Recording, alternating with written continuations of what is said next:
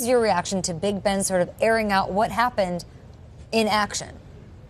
Well, one, I'm a little bit surprised because Big Ben coming out and airing out what's said on the field, like I've heard so much worse than that, and I kept that in-house. I'll talk to my teammates, I'll go back to the huddle, and we'll address that on the field.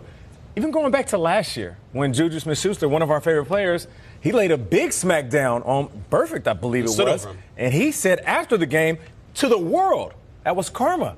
So if you're going to call out Burfict, then you have to also call out your own teammates because within this rivalry, things are said on the field and they stay on the field. As long as Big Ben didn't get hurt and Burfict didn't stick his helmet into his or knock him out the game or even take it off the field into the tunnel, I'm perfectly fine with what he said. If I sat here and said out loud all the things that were said to me and sometimes what I said to other players, I wouldn't be on the show, okay? Because these words are not suitable for kids. So Burfict just said, you're next. He could have been talking about anything. You're next to be flat on your back. You're next to take this L. You're next to take whatever. I think Big Ben sometimes, and I love Big Ben, he's a legend, soon to be Hall of Famer. Sometimes he's a little bit sensitive. And right there, it showed his sensitivity. I look at Ben and I'm trying to Ben's 36, he's got a family, he's got a wife, he's got a life. Like, I'm wondering if he's looking at it and being like, dude, like, come on, like, we're all in on this together. Like, we're making good money here. We're having a good time. Like, let's not try to hurt anybody. Remember, this was a history here. Le'Veon Bell got knocked out of a game by Burfict, right? Yeah. Obviously, that play happened. Antonio Brown was the one who called it karma after Juju knocks out Burfict. Like, it's getting to the point where it's dangerous. Remember, Ryan Shazier got hurt against the Bengals in a game last year. Like, I almost see if Ben's, like, trying to be the parent in the room and be like, all right, it's one thing to play tough, but when you start saying you're next, that's when me as a dad with kids and with a life and money in the bank, I start thinking to myself, health and safety-wise, dude, we're all in this together. As much as we're competitors, chill out. Just take it easy, man. Just take it easy. Like, relax, ain't gonna take it But easy. that's not every player, though. That's what I'm saying. Ben is probably thinking. Certain guys can dim the light. And I've always thought that there's individuals that could dim it, and that means they go into the game and are like, you know what, I'm going to just chill out a little bit. I'm not going to be as turned up. There's other guys, and it's basically on or off. And with Burfict, it is on. There is no dim switch. When he's off the field. Has there ever been a guy that you beefed with on the field and you saw maybe like a couple months later off the field and it still carried over? Yeah, there's individuals that I thought when I ran into these guys, whether it's in L.A. and Vegas, and I was going to have to fight them. But then I realized after Tell me a story. coming off the What field, is that? Because that's so interesting to me because they hate Burfict.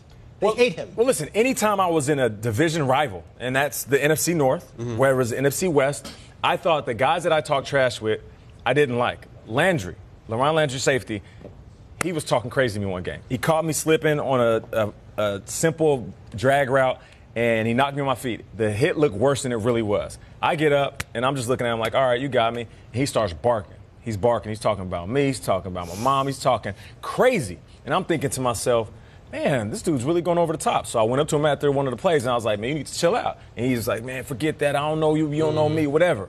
So in my head, I'm thinking, I'm going to have to fight this dude. Now, mind you, I've only been in a couple fights on the field. I just don't do that. But I'm like, I'm going to have to fight this dude. To the point, after the game, I walked up to Calvin Johnson. I said, hey, listen, I'm not going to shake hands, and I'm not going to take my helmet off. I have to go address something. If you see some fists swinging, just make sure you don't let anybody hit me from behind. He was like, I got your back. As I'm walking towards Landry, he's walking towards me. I'm like, here we go. Heart starts racing. I'm about to be fighting on the field. Hope I don't embarrass my family or get a huge fine after this. As he gets closer to me, he's like, hey, 13, you know it's all love, man. I'm just keeping it in between the lines. And I'm like, man, am I tripping? So to your point, at that point, I had to hit the reset and be like, man, Nate, yeah, I got to chill out. I got to chill out. But that's me. That's Nate Burleson, level-headed. I look at things optimistically. It's all rainbows and smiles for me. But there's other players, they see dark. And they go dark. And that's how they play the game, and that's how they play at a high level. Vontaze doesn't have that it's all love moment. You know what I mean? It doesn't exist. That's what stays one way. Yeah, in watching him as a fan, like, Vontaze is the reason that parents get into fistfights at AWSO soccer games, because it's like, he's the problem kid out there. He's the one who's hitting and who's kicking and who's not playing by the, and is going to hurt my kid. So I respect the code and the laws of leave it on the field. But Vontaze Burfict has transcended that. There's something called martial law, where they roll in the tank. What is it, those movies like The Purge? So this is martial law We have declared The Purge and martial law in Steelers-Bengals, because I honestly think Ben's like, never mind Juju, I could be next. Yes, that's it. Like, he's gonna end my career one of these games. I genuinely mean that. And I also think it's fascinating that the silence is deafening coming from the Bengals. We have not had one of these guys who adheres to the code and the laws saying, you know, Vontaze has got to chill out. In fact, on the contrary, most defend him. Most are apologists. Everybody, current and former players from Whitworth to Dunlap, have always said it's the scrutiny he gets. Vontaze plays the game a different way. Because I don't care if you played pro ball or you played Pop Warner or high school or anything. The dog on your team, like the bad dog, is the guy that you want to play with. Facts. You love the guy who's dirty.